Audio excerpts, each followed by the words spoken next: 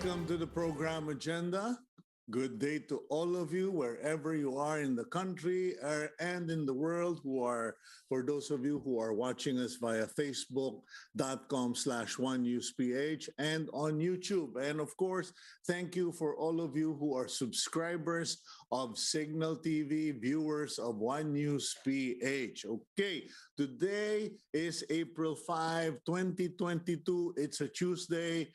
Magandang araw po sa inyong lahat. Today, may mga bisita tayong bigatin because first up we will have Mr. Elias Jose Inciong, aka Bong Inciong of the United Broiler Raisers Association. Now I invite our viewers, makinig po kayo so you can better understand the life of broiler raisers because many of you, marami sa inyo ang inaakala yung mga nagpapalaki ng 45-day, ika nga, most people call them 45-day chicken. Hindi na po 45-day, yung iba nga dyan 38 na lang, pero hindi na rin po sila nagpapalaki ng mga manok doon sa gawa sa kawayan at nipa, etc. Many of them are already using high technology facilities and they are heavily invested in production. So let's try to understand what the life and challenges are for broiler raisers and also dig into what was recently tackled at the Senate. Medyo nagkabistuhan po doon sa Senado kasi lumalabas that there are certain officials in government who actually represent private sector interest in the policy making and decisions of the Department of Agriculture. And after that interview, we will also be featuring, ito naman, I'm sure yung ating mga mahilig bumiyahe, pupuntahan siya this weekend. We will be featuring Sonya's Garden in the person of Sonya Garcia. Many of you are familiar with Sonya's Garden in Tagaytay, Alfonso boundary, and napakagandang lugar, famous for weddings, etc. So we will be featuring them. But first of all, let's go to our daily starter from Shihori Obata. And pakinggan po ninyo ito. Please, I would like our viewers to really read and listen to this, okay? Stop waiting for Friday, for summer, for someone to fall in love with you. Stop waiting for life, okay? Happiness is achieved when you stop waiting for it and when you stop and make the most of the moment you are now in. Ika nga, kung nasan ka, lubos-lubusin mo na yung kinalalagyan mo. Kaya nandoon ka sa patukaan ng manok or nandoon ka sa palasyo or nandoon ka sa opisina, make the most of it. Don't put impositions as to what will make you happy because your happiness may already be where you are. Let's now go to the front page of the Philippine Star quickly para tayo ay makapagbasa ng konting balita. The front page, board junks Metro wage hike petition. Okay, the wage board, Metro Manila workers are unlikely to get a salary increase because the Regional Tripartite Wages and Productivity Board junk the petition for higher salaries. Siguro panahon na i-junk na rin yung board na yan. Wala namang pagbabago, wala namang nangyari. Nagpapasweldo pa tayo. Okay, and at the top of the Philippine Star, 17,479 schools seen ready for full face-to-face classes. Meanwhile, cops or mga police with relatives seeking election have been reassigned to areas where they have no influence. On the right side of the Philippine Star, you have a photo of first-time voters, newbies who are registering, filling up their forms doon po sa Marikina. Below that, COMELEC Task Force on Fake News won't include bets. According to Commissioner George Garcia, yung task force nila is all about the fake news, not necessarily about candidates. Okay, so kumbaga may pinapakalat na mga peke about registration, results, etc. Yun ang sasakupin ng task force. Meanwhile, Myanmar, the country of Myanmar, previously known as Burma, will get filled the expiring vaccines of the Philippines. Hindi po yan mga expired. Yung mag-e-expire in July, naisip ng DOH, ibigay na lang natin sa mga mas nangangailangang bansa or those who are in need of vaccine. So they are giving our about to expire vaccines to the Philippines kasi baka raw hindi magamit dito, sayang, may pinagkagastusan. Center photo is Bruno Mars, Anderson Paak of the duo Silk Sonic, joined by songwriter Ernst Emil as they accept the Song of the Year Award for Leave the Door Open at the 64th Annual Grammy Awards. The lady on the right is none other than Phil-American pop phenomenon Olivia Rodrigo, who won 3 Grammy Awards. And of course, si John Batiste, jazzman, who was crowned Grammy King for winning 5 awards. Okay. Meanwhile, the Department of Health is coordinating with the World Health Organization on Omicron XE. Okay, ito po yung sub-variant ng Omicron na pinagkakaabalahan ngayon at inaalala ng mga kinaukulan because apparently this sub-variant is now making the rounds in the region and the DOH is worried that it might make baka mag-crash landing in the Philippines. Okay, President Duterte recently declared that cha-cha or constitutional reform are needed to stop abusive politicians. Okay.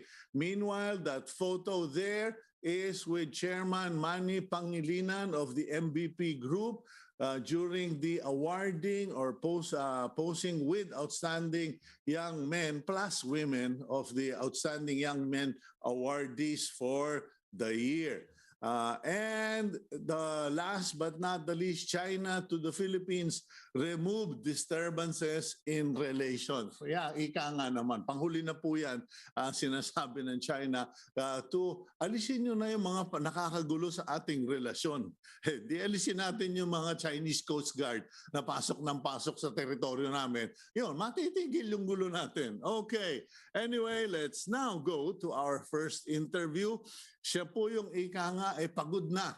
Maraming nagsasabi, kawawa naman itong maman to. Pagod na, pinaglalaban. He has been fighting, representing, and lobbying the interest not just of broiler raisers, but of farmers in the Philippines and the interest of the agriculture sector. And recently, he was invited to the Senate, and some of the things that he mentioned there were quite shocking for many. Kasi yun po, no, but we'll ask him. But let's bring in Elias Jose Inciong, aka Kabong Inciong, President, United Broiler Raisers Association. Good morning, sir. Magandang umaga po sa atin lahat. Okay, Kabong, pag-usapan muna po natin ano yung kalagayan ng mga magmamanok sa Pilipinas at saka yung mga nagbebenta ng mga itlog, etc. Kasi maraming nag-aakala na yung mga broiler raisers kayo lahat ay backyard, kayo lahat ay kumbaga nipa, pawid at kawayan ng mga kulungan at madudumi. Pakikwentuhan lang po yung mga viewers natin, ano yung mga investments na ginagawa ng pangkaraniwang racer ngayon? Yung kawayan, coco lumber, yan yung pinagdaanan ko. Kasi matagal na ako eh. Noon mga 50 pesos per head ang puhunan. Tapos umakyat na 100. Ngayon kasi yung mga the modern facilities, yung tinatawag na tunnel vent or climate control, sa capacity ng 36 million, you will spend 16 to 20 million Kaya hindi ko papasukin yan eh. Ang laki na ng puhunan eh. Okay. At tapos, hindi, depende rin naman kung nasaan ka eh. Kung maganda naman ang klima doon sa lugar mo, you don't need climate control. Katulad doon sa lugar ko sa Rizal, nasa bundok ako eh. Pero if you're in Central Luzon, Bulacan, Pampanga, Tarlac, ang biruan nga sa industriya, pag nasa Bulacan ka pa, nasa Kalan ka pa. Pag dumating ka sa Pampanga, nasa Apoy ka na. Pag tag-araw or tag-init. You would need climate control so that you will not suffer mortalities. But it is no longer chicken feed. Dati lagi sinasabi, chicken feed lang yung mag-alaga ng manok. Pero it's a high-tech, high management industry. It's not the chicken industry of our fathers. Hindi nga industry nung araw yan eh. Backyard nga eh. Nagdadasal ka lang na lulukso yung manok ng bandang hapon para mahuli mo. Okay. Now, so 36 million kasi may mga kaibigan no, 16 million. 16 to 20 million for 36,000. For 36,000 capacity. Kasi may mga nakausap nga ako, excited na excited, kaka-retire pa lang. Sabi ko, yan, papasok kami sa poultry. Sabi ko, ilang billion ba kinita mong retirement fund? Baka hindi mo alam na yung pagpapatayo ngayon ng mga tunnel vent, etc. ay tumatakbo ng milyon-milyon. But there is also the challenge daw ng mga broiler raisers na hindi na sila pwedeng basta-basta magtayo kung saan because many provinces and cities outside of Metro Manila are pushing for urbanization and pinupush out na bawal na yung mga poultry. Zoning. Zoning. Because we don't have a land use plan. A national land use plan. Wala pa tayong batas dyan. We don't have a law. And at the same time, it's easier for LGUs to tax subdivisions rather than farms. That is the reality of things. And that is why we are also having difficulty competing with the imported products, not only broilers. Kasi ang farm nila sa pier, kami papalayo ng papalayo. Kaya it's... Diyan naman ako natutuwa sa iyo, Kabong eh. Kahit na aburido ka na, may sense of humor ka pa. You are still able to put a little humor into it.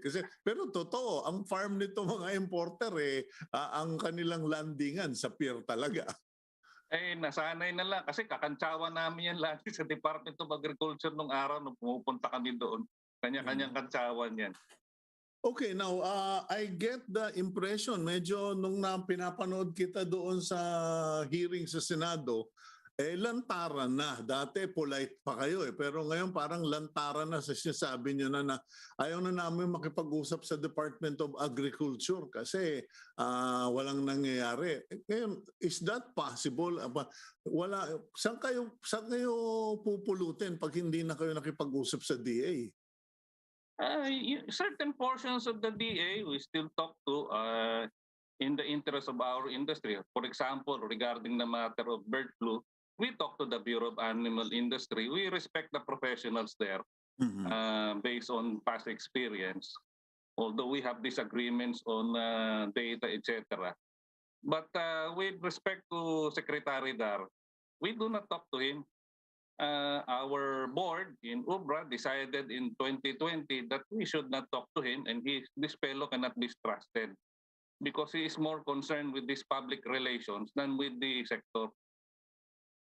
Okay, now, so it is not a question of integrity. Is it integrity, competence, or ano ba, may samaan lang kayo ng loob? No, he has to explain certain things also because PCAFI, the Philippine Chamber on Agri-Fisheries Incorporated, wrote him a letter regarding the COA report. He has 10 billion disallowance. And for those who are not familiar with the term, pag disallowance, either kulong ka o soli mo yung pera. And at that time, he had 22 to 23 billion unliquidated out of a budget of less than 80 billion. I do not know if he managed to appeal the findings of the COA, but those findings will speak for itself that he has a lot of answering to do. Okay, now what is your dissatisfaction or ika nga, mga sama ng loob nyo sa DA? Kasi sobrang daming sectors under the Department of Agriculture and hindi namin nadidinig kadalasan yung UBRA, yung United Broiler Raisers Association. Ano ho ba yung mga hinaing ninyo? What are your complaints? You know, in the past, kasi ito, yung mga secretary, quietly, they would stand for the sector. Publicly, they would not oppose the economic managers. Paupo yan. And we know, based on, for example, the results of the negotiations with the WTO, yung mga upgrades, alam mo naninindigan, there's some trust there on certain issues. Not all issues. There's always disagreement, but igagalang mo. But this one, his behavior is that of an undersecretary for importation of the National Economic Development Authority and the Department of Finance. Very unreasonable. I mean, for example, fish imports. I mean, the recommendation of the body authorized to recommend was less than what he recommended to the economic managers. Dinagdagan niya. And the same with the importation of pork. In fairness to the hog industry, they accepted the fact that there was a need to import, but they were questioning the amount of the special importation, wherein the tariffs would be lesser than the most favored nation tariff rates under the WTO commitments. Payag naman sila, but the volume, doon nagkaroon ng pagtatalo. Precisely because they brush aside the recommendations of the sector, of the hog industry. And really, part of the, I would admit, part of the dissatisfaction is in his behavior. You know, he would make certain pronouncements on prices na pag pinakinggan namin, pag nagsasalita siya, alam namin hindi totoo eh. And for example, the African swine fever. For a long time, they were saying, 2% lang yung patay, 4% lang yung patay. When as early as February 2020, sinasabihan na siya ng hog industry, harapan, in an open forum, in a summit, na nasa 30 to 36% na in certain areas in Central Luzon. His way of doing things, his modo de proceder, to use the term of the Jesuits, is disagreeable to us. Unlike past secretaries, at least, alam mo, they're making an effort, at least with certain sectors sometimes, na panindigan yung sector. But this one, as I use the term in the Senate, inararo na lahat eh. Bigas. And you know, mahilig mang baligtad eh. Like, sasabihin, bumaba ang presyo ng bigas. But they use 2018 data. Any responsible analyst should not use 2018 data to compare, to make a conclusion whether or not prices went down, and to make a conclusion that the rice tarification law worked. You should use the data before the rice tarification law. And they gave credit to rice tarification law when in fact prices were going down already, and even the inflation rate long before the passage of the rice tarification law. Ang problema kasi noong 2018, hindi pinayagan yung NFA mag-import, something that they've been doing for the last 50 years. And that caused the crisis on top of the El Nino. The problem is, there's an obsession, this is a personal thing, my observation is there is an obsession with economic doctrines among our economic managers that we should be for import liberalization, globalization. For me, I am not a doctrinal person. I am for what works. We have been into these things, import liberalization, globalization, formally since 1995 when we joined the WTO. I have no problem with the WTO because there are successful economies under the WTO. For example, China, Vietnam. These are countries which did not join the World Trade Organization immediately. But they are successful. And they use the provisions of the WTO to their advantage. Tayo, if I may explain, kasi Go ahead. in the WTO for agriculture, the pillars there are number 1, market access. Number 2, domestic support. Number 3, trade remedies. Number 4, sanitary phytosanitary, inspection of imports for food safety and quarantine. The problem is the way we implemented those features of the WTO, we emphasize market access, and not only market access, radical market access, because the WTO did not say that we should advocate for or adopt import liberalization. Market access meant rules-based. It should be based on tariffs, not quantitative restrictions. So I'm sorry if I'm being technical for some of your audience. But the problem is, because our economies, our economic managers were so doctrinaire, ang akala nila basta babaan mo ang taripa, automatic na gaganda. The problem is our competitors, for example, China, Vietnam, Thailand, instead of emphasizing market access for imports, they emphasize domestic support, which is another term for, which is the WTO general term for subsidies. And if you would observe, you can ask your researcher to take a look. NEDA, DOF, and the economic managers are very silent, probably for 2.5 decades, on the issue of subsidies by developed and developing countries. And that is the reason why imports are cheaper than what we have. Because walang suporta dito. Parang pinipilit mo si a flyweight boxer to fight with Mike Tyson. Walang laban. Walang laban. Because the US, a superpower, is also up to date subsidizing not only their producers but even their consumers. Nabanggit ko nga, I remember you mentioned in a recent interview na inexplain mo na kanya lang naman mas mura yung baboy, mais, bigas from other countries in the region is because those countries heavily subsidize their farmers or their production. Yes, because their approach is based on resilience. What if something happens? What if something happens? We should be able to turn to ourselves and rely on our own production. That was their mindset. And if we're lucky, we can export. Thailand, Indonesia, tayo iba. Okay. Now, Kabong, para lang maging relevant so we can make our discussion relevant to our consumers. Kasi lagi na lang pinag-uusapan, tumaas ang presyo ng manok, tumaas ang presyo ng itlog, kasi may shortage, etc.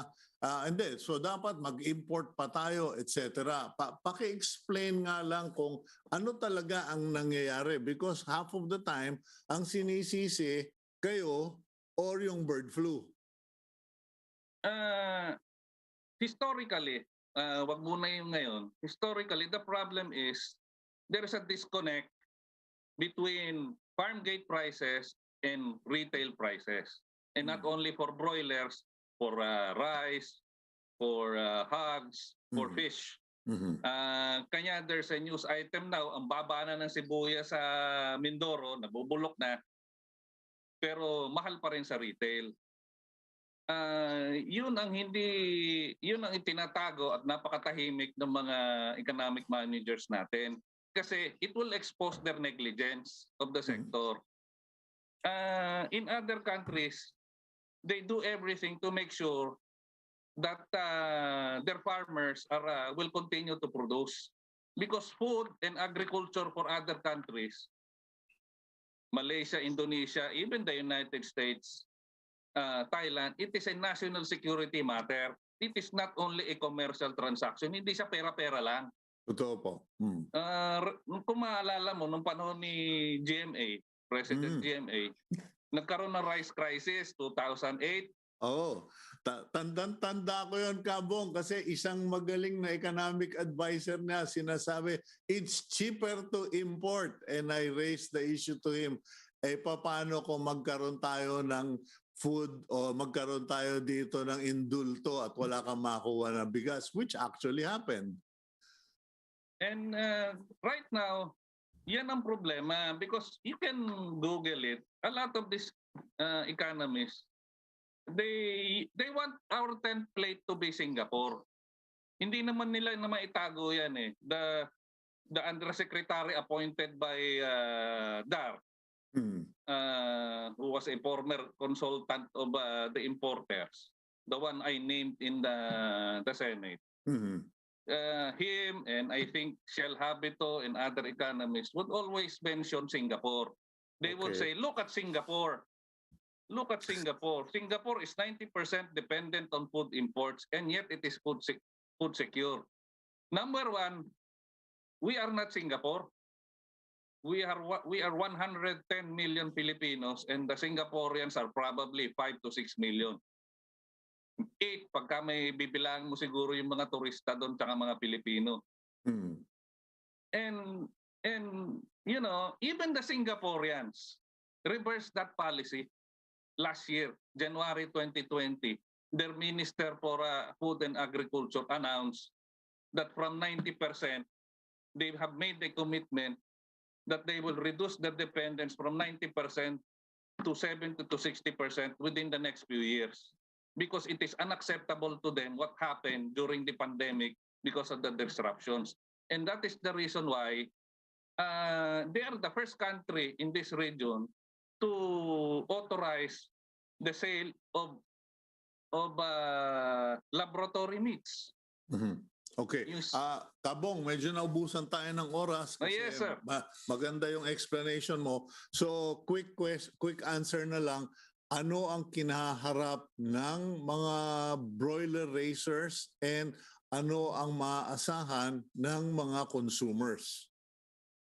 Well, there will always be chicken because, you know, we are the most liberalized. There are more foreign companies now which are national players than Filipinos. The broiler sector is probably the most liberalized in terms of trade and investment.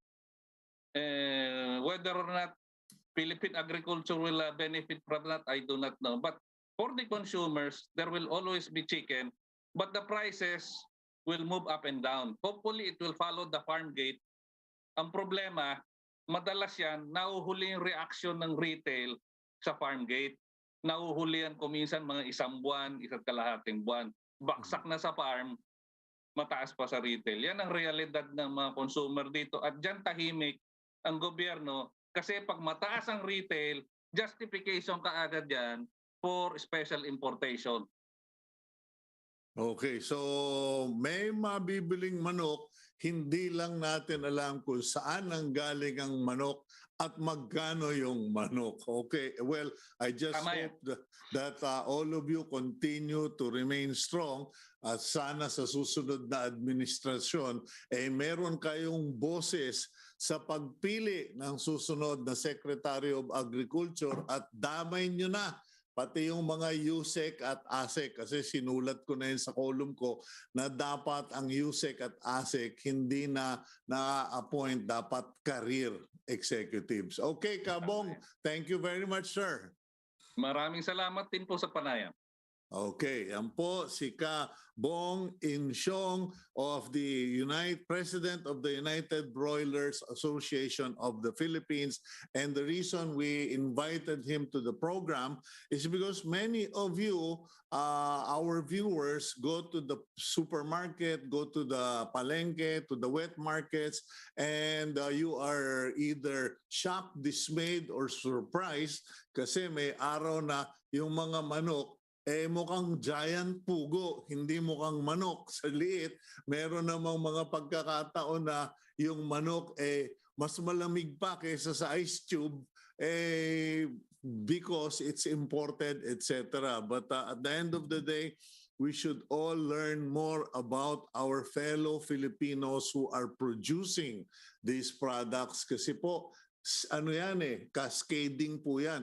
Hindi lang po yung nagbebenta ng manok ang iisipin nyo dyan, yung nag-aalaga ng manok, yung gumagawa ng mga tunnel vents, mga farms, at saka yung mga nagsusupply ng pagkain ng manok, etc. etc.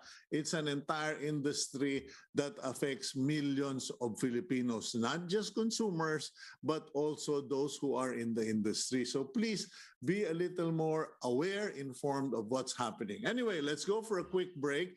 When we come back from manok to garden, yung kasalan, kainan, etc. Sikat na sikat, very famous place in Tagaytay City, Sonya's Garden, will be up next here on Agenda. Please stay with us.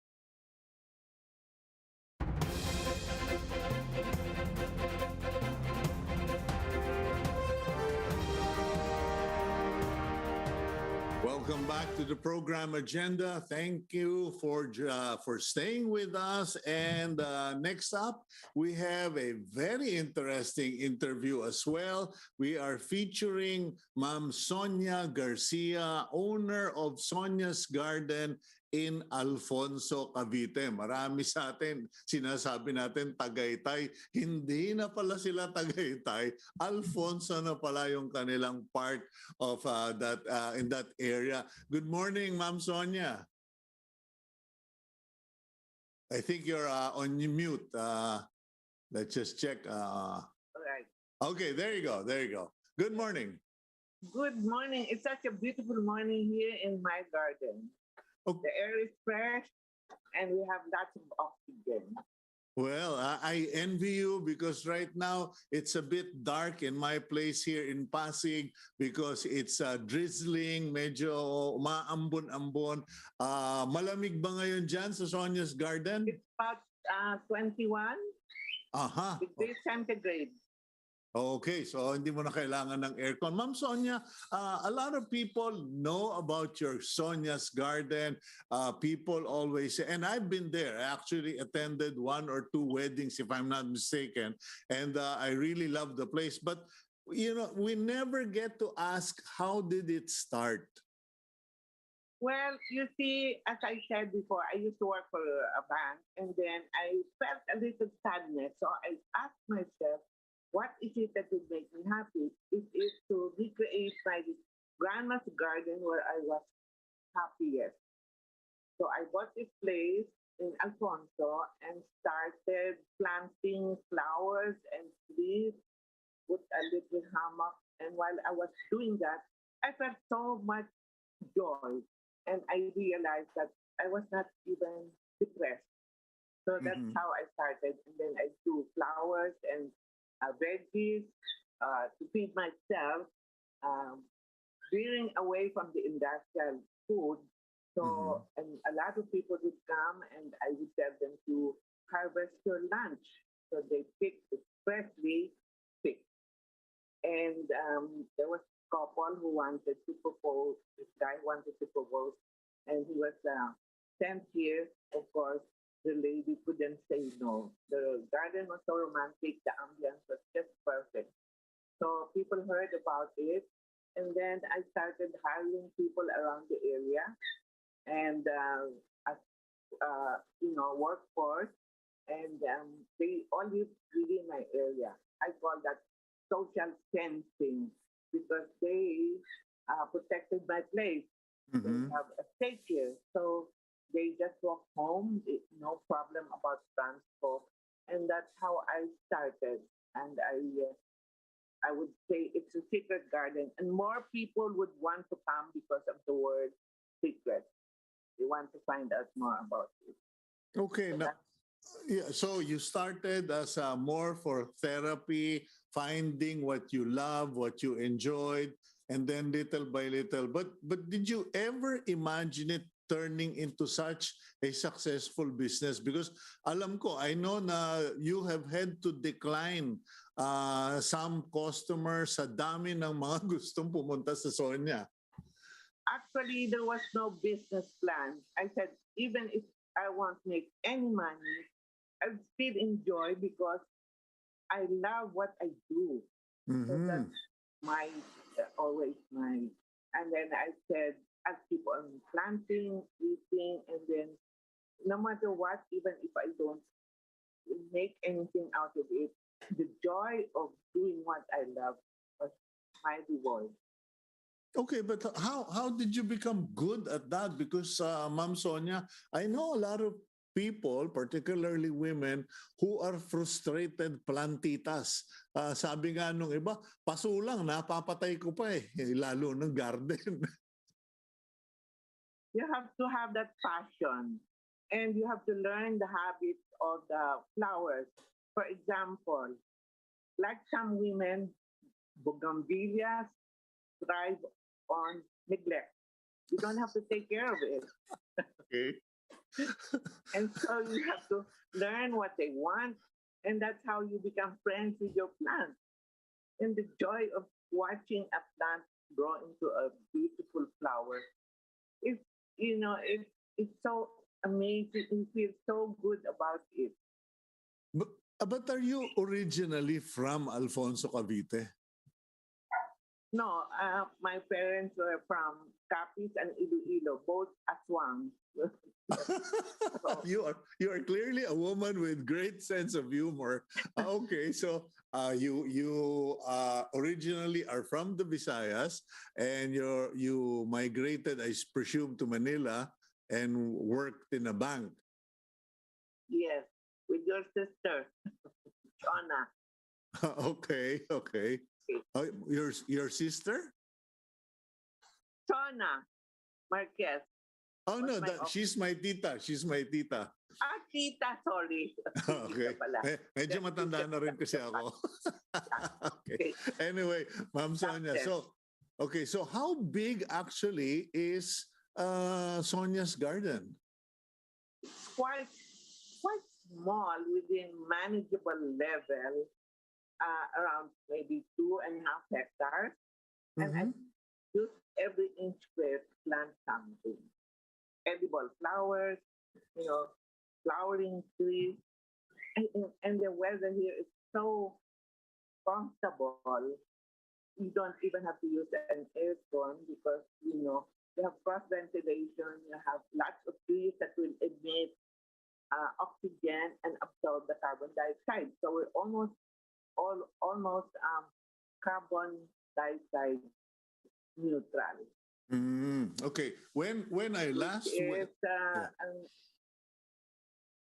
When I last went there, you were already very developed as a venue. You had a reception, a big reception hall, etc. But what is the rule at Sonia's Garden? You don't have a full-fledged restaurant, or hindi ko lang nakita? we do have restaurants. We have three venues for events also in the restaurant. And I put up the first Filipino bed and breakfast, Mm. which is what we need as a tourism pillar.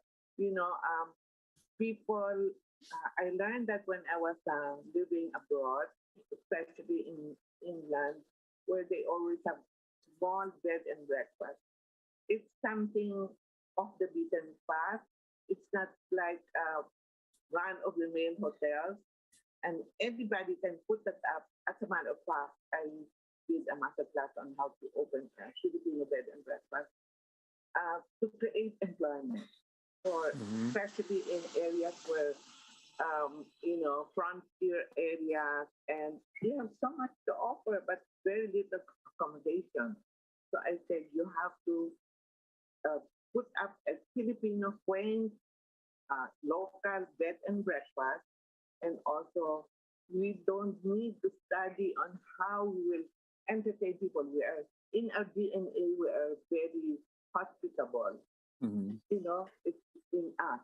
And also, you generate employment. If you have an idle land, you need to have something that would create employment within the community. Okay, but So, Ma'am Sonia, how is it for you? Because in my past life, I used to manage a resort for a short time. I used to build resorts in Palawan, and it wasn't easy. You have to get up at 2, 3 in the morning to make sure that everything's prepared for your guests. You have to plan activities, and then you go back to bed at maybe 10 in the morning, take 1 hour sleep. Kumbaga, no? And then pagdating sa gabi, you have to entertain all the guests. But what about Sonia's Garden? Do you love entertaining, or do you leave it to your staff? well, I act as a model for all the staff. Uh, you know, um, and appreciate what they have, and um, behave like they're welcoming their guests, personal guests, and make them feel comfortable. Well, of course, we have also shenanigans, so in any company. But if it's small, you're saying about a resort. This is a small place where, everyone has its own role, task, particular particularly that's where they shine. And if Mhm. they don't do any good job, I just beat them up. Okay. But wait a minute. In all seriousness, how did you survive the pandemic? Because, I think there is no tourism destination or venue that did not face the test. Yes. We did not sit back and fume. We reinvented ourselves, we pivoted, we adapted. You see, I'm very famous. The spa is one of the best in the entire planet. Okay, the therapist. Mhm. And instead of massaging the body, they did massage the soil. They tilled the soil, planted all the veggies that we use for our daily fare, gave them hands, and then they grew a lot of vegetables like sitaw and okra and all that ampalaya, which is very easy because they were provided with roofs over their head and a small pot of lab, so they can use that to so they'll be able to survive. And the excess we sent it to the urbans and delivered some fresh pre-picked veggies, corn, and all that. And then that's how we survived. I did not do any retrenchment because I cared for my staff. I wanted to make sure that they will always survive and in the face of this pesky pandemic and any uh, that comes along, they have been taught how to live and survive without any need of purchasing any industrial food. They harvest it daily and they share it with their neighbors and the entire community. I also have a running stream and we gave fresh water from my water station free for the community. Mhm. So we did well. And as a matter of fact, they became stronger. Their immune system was good because they stayed under the sun, vitamin D. They came out with rosy cheeks and healthier because they keep on digging the soil and all that. So for me, we rose to the occasion and, and then we just fell on our knees and give thanks for the blessings that were given by the Supreme Creator, Mhm. Garden, Supreme Garden. So we're all happy. I'm just curious, Ma'am Sonia, what is your most memorable event, incident, or story there in Sonia's garden? Because we all have one, we all have as people who are in the service community, merong isa na hindi mo makakalimutan. I'm curious what yours is.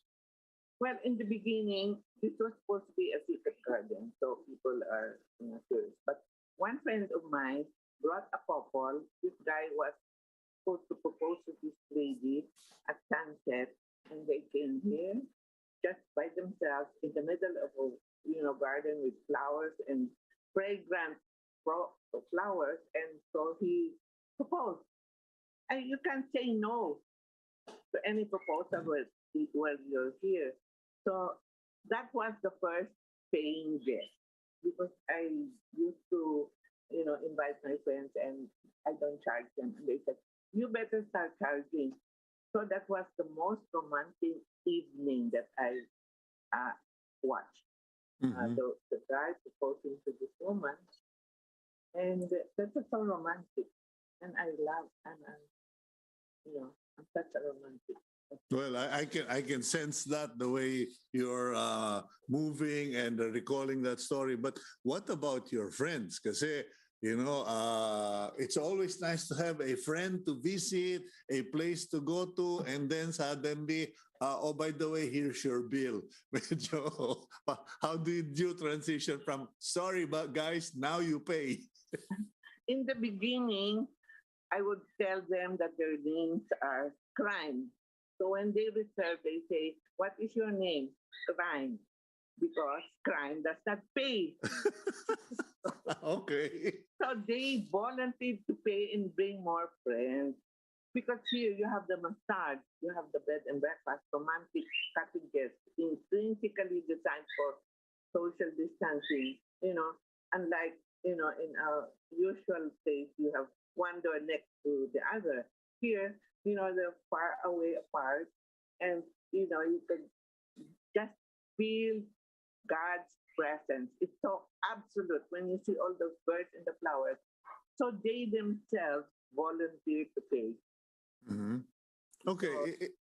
So Is your place also open for long stay guests or for people na medyo Ma'am Sonia, I need to have a personal retreat. Do you have that kind of accommodation? yes, we have this vacation. They stay here for say 2 weeks, and then they just we pamper them, and they come out refreshed. We have now we have the acupuncturist, master acupuncturist. So Mhm. it's a healthy vacation. You can stay here and have the massage and acupuncture, and we'll feed you with a plant-based food. But if you choose lechon, we can also make that. But mostly being by yourself and finding your true self, your authenticate self. Try to excavate who am I. It's like hiding and seeking. Play hide and seek. You hide here with no one else by yourself, and then you seek what is it? What is your purpose? What is life all about? If you're going Mhm. to, you know, perish anyway. So that is where you do it. So we have workation, we have people who stayed here, a couple who stayed here for 4 months. I have another couple from the States, and they say we staying here for 1 year and 3 months, and they're so happy. They have caregivers, in the US, you are charged by the hour. And here they're so poor, they can have anything they want. Sinigang will oblige. And they don't plan to go back to the States because here, the dollar goes a long way, di ba? Mhm. So, How has the market been? Kasi siyempre, pag merong successful business model, merong kokopya, sigurado. but of course, I feel flattered and I encourage them to get inspired. I don't want to use the word copy. Inspired sila. So you generate more employment. You hire more people. People Mhm. have more jobs. And I want them to also, you know, um, have the touch of being so um, hospitable and bring out the Filipino, the locals. I like that when they try to get inspired. I wouldn't say copy. It's just a very good sign that they're trying to also find out what they love in life, what their passion is. So I have so many friends here whom I have encouraged to put up a business. But when the eruption came again, Okay. the Again. big-hearted cancellations of events, weddings, accommodation, spa, and instead of keeping their deposit, I rescheduled without charging them any penalty. So Mhm. that's how we do it here. But is the business coming back? Because we just came out of a weekend and I'm hoping and presuming that nagbali ka na.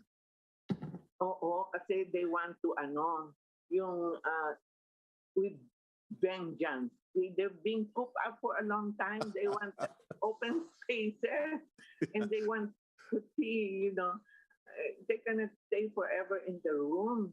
Yeah. They get Revenge pasyal.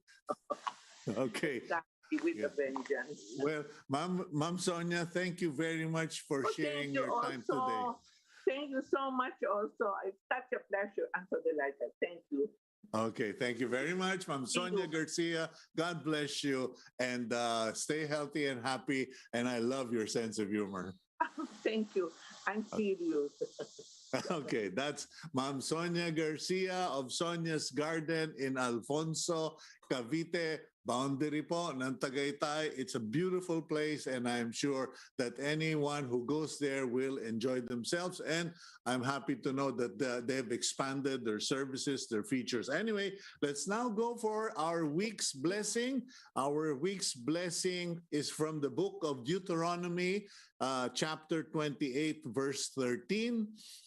And the Lord will make you the head and not the tail, and you shall only go up and not down.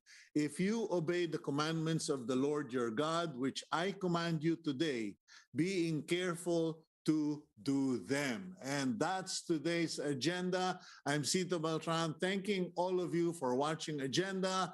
Please continue being a blessing to others, and please keep it here on One News PH.